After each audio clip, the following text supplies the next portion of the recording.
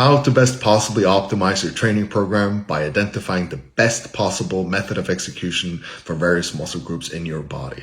Because it's never going to be the same. Certain body parts won't respond to the same degree as other body parts will with the specific training programs. Many reasons why, and we'll get back to that later, and I can do an additional video on the topic as well.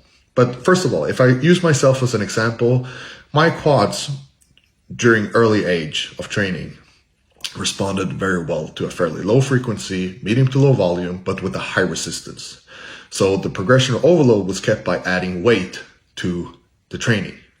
The resistance was, in other words, increasing. And from there, the body needed to adapt it and develop both the strength and the muscular development as well from that.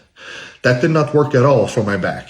My back, throughout my formative years and growing up, was more or less never engaged. So I saw that, and I see that in many people, they have a tendency in pulling with their arms because they're naturally strong in their arms. They're never activated the back that much.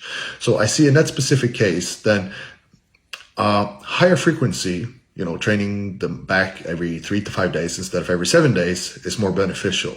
But then at the same time, don't do heavy weight. Don't do that type of training where your stronger muscle groups will activate and take care of the load instead of the back that you actually want to activate. That again means you should try and keep the volume and the resistance to around a medium, and instead increase the metabolic stress. Work a little bit more on the muscle-mind connection. Make sure that the muscle you're trying to activate is actually activated.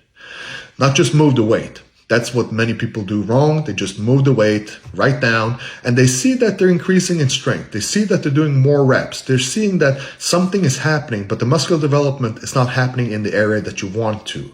And again, we're doing bodybuilding. We're not power lifters. So we care about trying to develop the body as much as possible to that extent it can. Another thing you need to keep in mind is how is your everyday life? Are you walking 20,000 steps a day? Are you carrying 3 tons of concrete every day? All these things comes into play, and your training needs to be adapted according to how your everyday life is. So everyday life, how it is when you were growing up, age, sex, genetic factors as well.